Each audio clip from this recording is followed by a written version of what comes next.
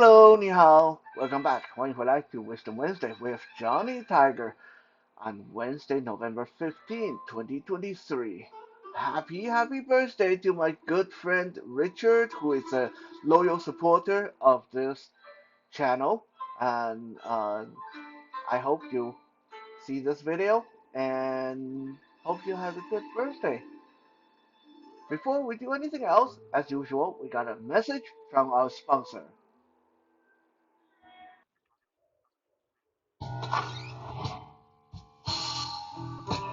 Welcome to my parlor. Welcome, traveler, to the Hidden Corner Finds. I am Joanne, and this is my humble store. Pull up a chair, stay a while, make yourself at home. What? Oh, you want to know what I'm selling? Everything and anything. In short, I have a passion for. Ugh, why did it just bleep me? All I said was, I have a passion for picking, I said. Yeesh. You can't say anything on YouTube these days without this censorship. Anyways, as I was saying, I have a passion for picking. For me, there is nothing more satisfying than finding a unique and forgotten item and uniting it with someone who will really appreciate it for years to come. Whether it's a soapstone carving, an old book, or simply a mug to make you laugh, I try and find something for everyone. My goal is to make you a confident buyer. Older items often have a lifetime of stories to tell. I strive to describe the good as well as the bumps and bruises they've experienced along the way. It's important that the pictures reflect what you will receive. To that end, I always encourage questions and will do my best to respond as quick as possible. Appreciate you stopping by the store. If you can't find what you're looking for, please don't hesitate to contact me. I'm always looking for new ideas and will keep an eye out for your item in my travels. Honey, what the happened to my action figure collection? Whoops, gotta go. Bye.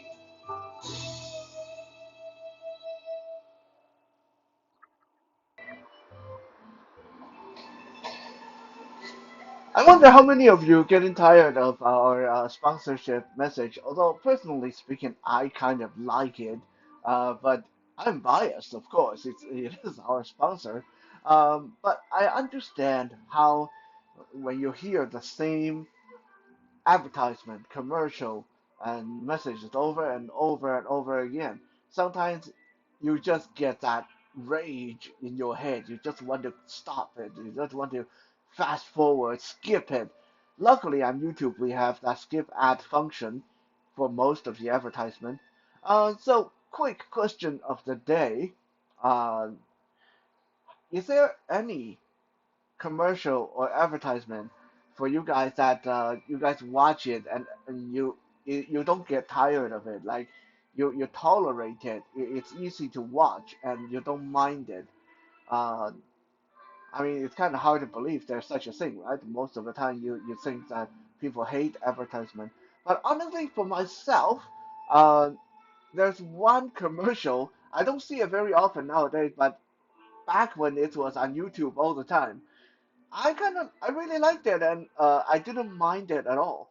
It was that Dempster, the Dempster breakfast quickie commercial. I thought that was hilarious and easy to listen to. It wasn't too loud, it wasn't too soft, and it wasn't too obnoxious, and it was kind of humorous, and the lady sounded pretty sexy too.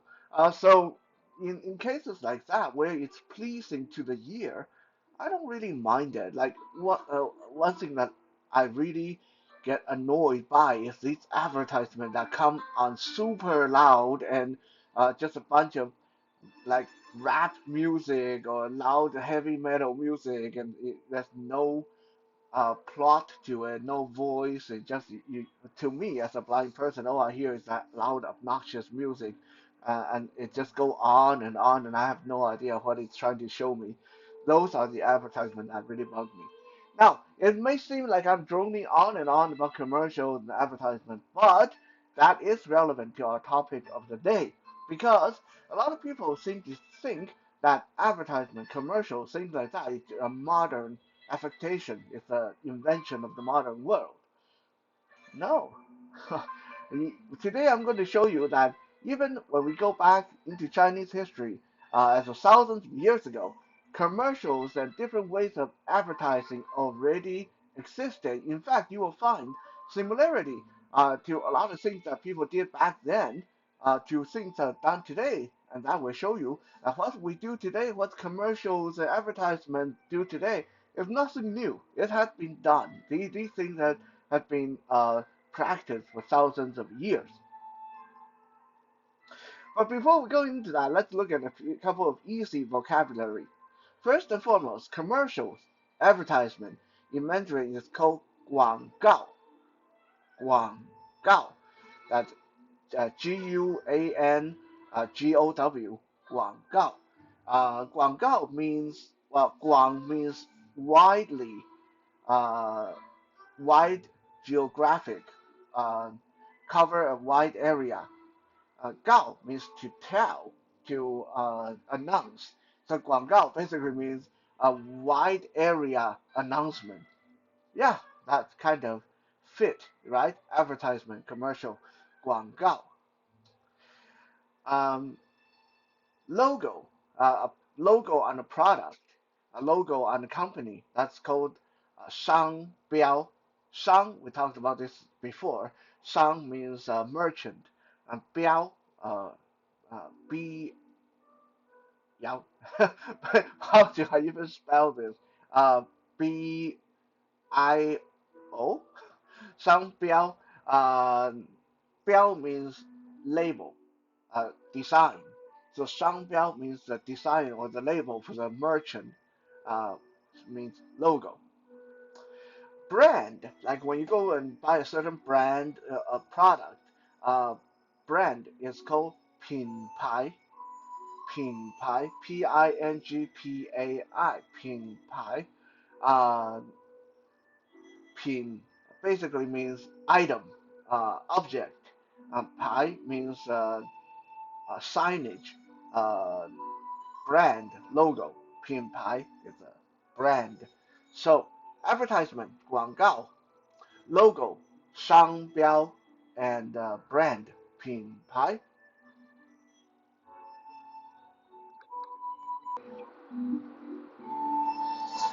Now nowadays, the most immediate and most commonly practiced way of advertising something, a new product or new merchandise, is to get someone to endorse it. And there is a kind of a set way to do this. Like there is a set formula. You either want to get someone who's an expert, someone who is famous, or someone who is good looking. Okay, those are the three. That if you want something to endorse your product, you either need an expert, a famous personality, or a really good-looking person. Let's quickly just go back to that Dempster breakfast quickie advertisement that I was talking about earlier. In that case, yes, for me, being blind, so obviously a beautiful person endorsing the product wouldn't do anything for me, but the person they got doing the commercial has a very pleasing, very attractive sounding voice. So in that case, it made it so that it not only that I didn't get tired listening to that commercial over and over again, that it stuck in my mind. So many years later, I still think about Dempster breakfast quickie commercial. So yeah, uh, that is the power of having an attractive person endorsing your product, doing your commercial for you. Um, Such as in the case of our Hidden Corner Finds commercial for this channel, the lady definitely sounds pretty attractive as well. At least I think so. So let's take this one by one. Speaking of a case of a famous person doing endorsement for an item, the earliest example we can find throughout Chinese history happened about 2,300 years ago. And this was a guy by the name of Sun Yang. Now, Sun Yang, a lot of you don't know who he was. But if I say Bo Le, most of you who know your Mandarin and your Mandarin stories and history immediately know who Bo Le was. I actually talked about Bo Le's story in one of the Soul Search Sunday episodes in the past when I talk about a good horse need to find a good master. Bo Le has always been the name associated with good master, good owner, good employer. Um, there's an old idiom in Chinese history said 千里马也需要伯乐. 千里马 means a horse that is super good, the best horse, the horse that can run for 1,000 miles without tiring. But 千里马需要伯乐 means even the best horse need his 伯乐. And 伯乐 in this case means uh, the guy who knows and appreciate and understand that horse. Um, now, Sun Yang was 伯乐, and he lived about 2,300 years ago. Some people say, okay, so if he's Bo why was his name Sun Yang? Well, Sun Yang was actually his real name. Sun Yang was a guy who worked for the king of Chu Kingdom. Back then, China was fragmented into many little kingdoms and tribes, and so uh, Sun Yang was the guy who the king of Chu sent out to try to get him the best horses so his warriors could ride them into battle. And Sun Yang was a horse expert. He knew horses. He was the horse whisperer of China at the time. And he was so good at being able to tell good horses from bad horses that people started calling him 伯乐. What does Bo mean? Bo is actually an old mythology, a very old myth that there was a god in heaven who worked for the Jade Emperor by the name of Bo and this god, Bo his duty was to take care of the heavenly horses and Pegasus, all the steeds and mounts that they used in heaven. So anyone who was really good at being able to take care of horses and identify horses were generally called 伯乐 as a sign of that they were almost godly in their ability to know horses. So Sun Yang was our first ever 伯乐 in Chinese history.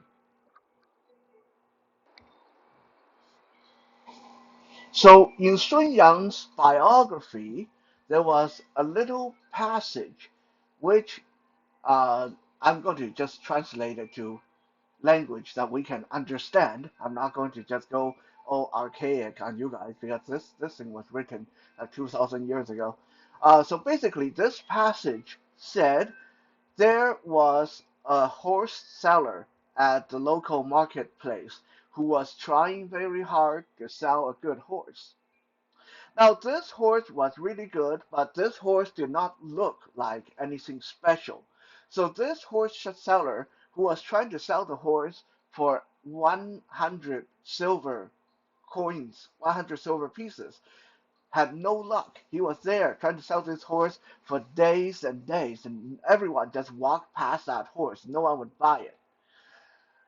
So this horse seller came to Sun Yang and said, "Hey, you are the best horse expert in the entire world.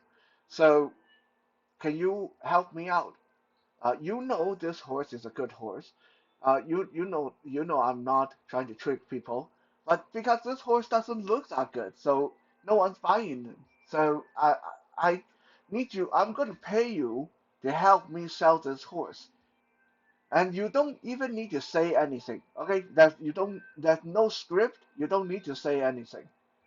All I need you to do tomorrow, come to the marketplace and walk around the horse, look at the horse, and then walk away. And just as you're walking away, look back at this horse like you don't want to leave it, like you really hate to leave it. That's it. You don't have to say anything. Just walk around the horse, look at it, and then walk away, and then look back at the last minute as if you really like the horse. That's all you need to do. And for that, I'll pay you 50 silver. Okay, I'm trying to sell this horse for 100 silver. I'm willing to pay you 50 silver to help me out. So next day, Tuola showed up at the marketplace, and just as directed by the horse seller, he walked around the horse, put his hand on the horse's mane, and made a couple of mm, mm, mm, mm, very impressed noises. And then he turned and walked away, and then he paused and looked back at the horse before walking out of the marketplace. And within 1 hour, everybody in town heard about how Bo the most respected horse whisperer, horse expert in the entire country, came and looked at this horse. And within the next couple of hours, this horse was sold, and it was sold for 1,000 silver pieces. This was, as far as we know, one of the earliest example in Chinese history when expert was hired, exclusively hired, to promote and endorse a product. And this was about 2,300 years ago, and it was our Sun Yang Bo. Now, what is impressive about this is we generally are very arrogant in our modern way of thinking. We think that we invented sociology, we invented psychology, and we tend to feel or think that people from 2,000, 3,000 years ago must be really dumb because they didn't know this, they didn't know that.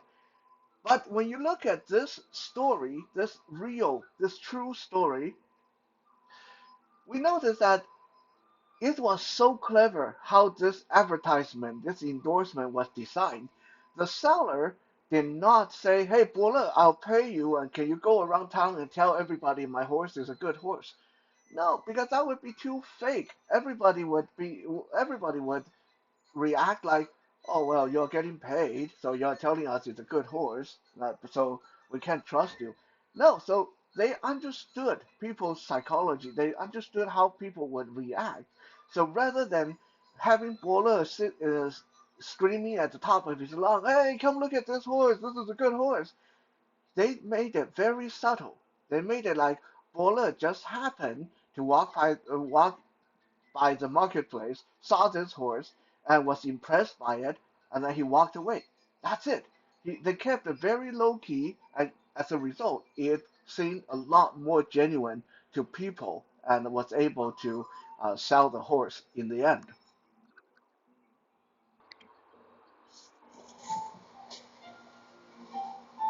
So let's say you don't want to or you can't get an expert, then the next one you need is someone famous. Because a very famous person endorsing the product can really help you sell your product as well. Whether people think that, wow, this famous person used the product, that must be really, really good. Or some people are going to think, wow, this celebrity used this product, so this is going to be very valuable. It will help you sell your product. And an example of this happened in the story of Wang Xizhi. Now, a lot of you who know your Chinese history know that Wang Xizhi is like the god of um, uh, uh, brush strokes, like the art form, the writing form of using the quill pen, the brush strokes, the watercolor, the best of the best ever in Chinese history was Wang Xizhi. He's like the big granddaddy of brush stroke and using the that style of writing. And this, I think this took place about 1600 years ago. Although don't quote me on this one because my own knowledge of history is a little bit hazy around when exactly was Wang Xizhi alive. Um, I think it was before the Tang Dynasty, which would place him somewhere around year 300, year 400, somewhere around there. So a long time ago. So there's a very cute little touching little story from Wang Xizhi's biography that said that Wang Xizhi, uh, when he was out and about, he saw this old lady sitting under a bridge selling her handmade folding fans. And she got a whole cart of these handmade folding fans, and she's selling them for 10 cents each. Okay, that's not exactly like the unit they were using, the monetary unit they were using. I just converted to something we can all understand, so we don't have to figure out how many copper is one silver, how many silver is a gold coin, and all that stuff.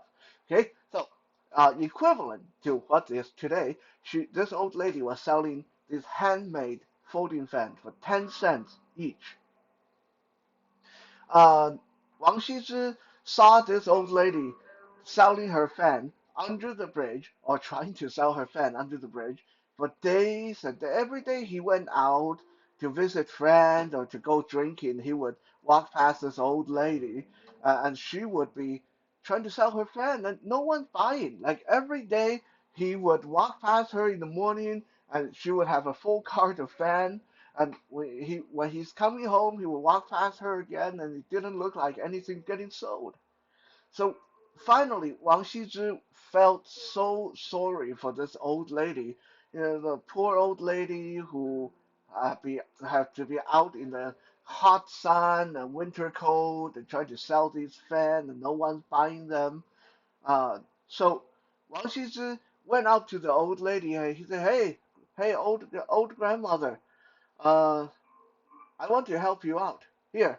And he started taking the fan out of her cart and he got his ink pot and ink and little quill pen, and he started writing on them, just like random words. Some of them would have words like fortune, some of them have words like uh, uh, luck, and some of them would have words like longevity, some would have words like happiness, and some of them he would write his own name, and so on and so on. And this old lady's like, whoa, whoa, whoa, whoa, whoa! What the hell are you doing? You're ruining my fan. You're messing up my fan, like perfectly white fan. You're writing on them with ink. You're messing up my fan. Just go away. Wang Xizhi said, no, no, no, no. It's okay. It's okay. It's okay. I'm not hurting your fan. I'm helping you out. Okay. From when I'm done, just start telling people you're selling fans that have been written upon by Wang Xizhi, and everyone will buy them. Okay, but don't sell them for 10 cents, right? Sell each one for at least $100. This old lady was like, she didn't know who Wang Xizhi was, because Wang Xizhi was a scholar. He was an artist. He was like more famous in the affluence and rich people circle. Like this old lady who just like trying to sell her fan to keep herself alive, she didn't know who the hell he was. She's like, "You're full of it. You're young man. You're crazy. Why? Like I've been sitting here for several months and I can't even sell a couple of these fans. And now you think you dirtying them up with ink and I can sell them for $100? You must be out of your goddamn mind." Wang Shizu said, trust me, it's okay. Look, if tomorrow I come back and you can't sell these, I'll buy all of them from you. Now, it's fine." So he finished writing on all her fan and left, and to the amazement of the old lady, as soon as she started telling people, "The Wang Shizi wrote on my fan, I don't know who he is, but he wrote on my fan," the fan were going like hotcakes. She had royal uh, personage. She had noblemen, noble ladies, merchants, rich people coming to buy her fan. They were fighting over her fan. Some of them give her 100 pieces of silver. Some of them would buy them with like hundreds, 100 pieces of gold, and she became instantly super rich overnight. So that is one of the earliest historical record we have of an endorsement by a famous personage and actually doing a lot of good for the old lady who was trying to sell her fan to support herself.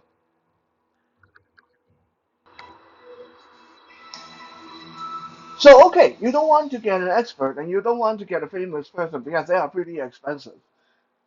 You need to get a good looking, attractive person to help you sell the product. And the earliest record of people practicing this has already happened about 100 BC in Chinese history, back during the Han Dynasty. During the Han Dynasty, a lot of hotels and taverns and restaurants would have this little tower they built using the empty wine barrels and beer kegs. They would build this little tower or platform outside their establishment, and they would hire a very attractive lady wearing next to nothing to just stand either beside it or on top of it, and to attract people to come to the establishment. So this was one of the earliest record of people using attractive people to sell product. And these attractive ladies that helped sold wine and ale and food, their most famous representative was Lady Wenjun. Lady Wenjun was married to Sima Xiangru.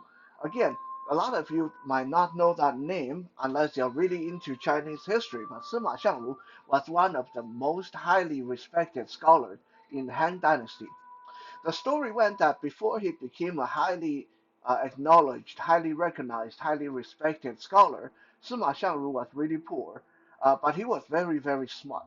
So this beautiful woman, a beautiful girl from a very rich, very noble family, her name was Wen Jun. She fell in love with Sima Xiangru, but because her family was rich and he was poor, her family objected them being together. So Wen Jun, being really forward of her time, decided, well, the hell with what my daddy say. She decided to run away with Sima Xiangru, and the two of them ran away, and because they still had to feed themselves and support themselves, Sima Xiangru scrounged enough money, uh, scrounged together enough money to open a small restaurant. Uh, and because the restaurant was not having any luck, they were not getting any patrons. Then Wen Jun came up with the idea, well, why don't I just wear something sexy and I'll go stand outside and say hello to people and invite them to come eat. And so Wen Jun uh, really helped the little diner, little restaurant take off and became a very respected establishment locally. And the two of them were able to support themselves. And it's because of that, Sima Xiangru was able to concentrate on his studies and later became one of the most respected scholars in Chinese history. So Wen Jun was probably, like you can say, she was like one of the founders or grandmothers of this idea of using your look, using your beauty to endorse or to advertise your product or services. Now, in addition to needing someone to endorse and advertise for you, uh, just as important, you need to have the right script, the right text, the right slogan for your commercial. Otherwise, it's just too forgettable. If you have a good slogan, everyone will remember it. And a great example, like I'm going to tell you guys about the one person who was so successful at writing words to advertise food that his influence is still felt and known today in China and Taiwan. This guy's name is Shu Dongpo. Shu Dongpo is a name that is very familiar to every Chinese person who's studied Chinese history. And those of you who know your history know that Su Dongpo was a politician, a poet, and a food connoisseur. He was like the most famous food connoisseur in Chinese history. And he lived around um, 1037 to 1101, year 1037 to 1101. So, Shu Dongpo have traveled almost throughout the entire China. Even today, his footprint, his memory can be felt and remembered in many, many Chinese dishes. Almost every place you go, every province, every island, every uh, uh, village, every town in China or and its surrounding places, there's going to be some local dish that people will tell you this was a dish that Shu Dongpo endorsed when he traveled through here. So why was Shu Dongpo such a wide-ranging traveler? Well, because Shu Dongpo was always getting exiled by the emperor. He was a good politician, but he didn't know when to stop. A lot of time he would, because he was a good politician, he would get called to the imperial city to work for the emperor, and then a few days later he would piss the emperor off so bad the emperor would send him far away, either to the Hainan Island or to Taiwan or to Hong Kong. Like the emperor would just send him to these random far away locations so he could be out of the emperor's hair. And whenever the emperor needed him again, the emperor would summon him back to the imperial city and restore his rank. And then a few days later, he would piss the emperor off again, and then off he go. He would get exiled to somewhere else. Um, One of the most famous example of Shu Dongpo's endorsing food product was a dish that is still very popular in Chinese restaurants today called Dongpo pork. This is really hard to say. Dongpo pork. And it is basically a slow roasted pork dish that just melts in your mouth. It's delicious. I mean, it's a little bit greasy. I personally don't care much for it, but it's it's very it's very delicious if you like fatty pork, right? Okay, so the idea was that or the story was that one time Su Dongpo was exiled again. He pissed off the emperor, and the emperor sent him all the way to this little known place called Huangzhou, and Huangzhou had a lot of pig. There was it's a lot of pig farmer, and Shu Dongpo, when he was exiled to Huangzhou, he started because he didn't have a lot to do. He was bored, like obviously being exiled to a small town like that, he didn't he had nothing to do to occupy himself. So he started experimenting with food items because Shu Dongpo was also a very good chef. So since there's so much pork locally, he started experimenting with pork, and he soon came up with his own recipe of slow roasted pork. He called Dongpo pork. He named it after himself. And to help promote his new recipe and his new dish, he wrote a poem. I'm not going to recite the poem here, but I'm going to just tell you uh, what the poem translates to. Uh, the poem said, Huangzhou has a lot of pork. Rich people won't eat it, poor people don't know how to cook it right. Let me show you how. You cook it long time, use very little water. When it is done, it is so succulent and tender it melts in your mouth.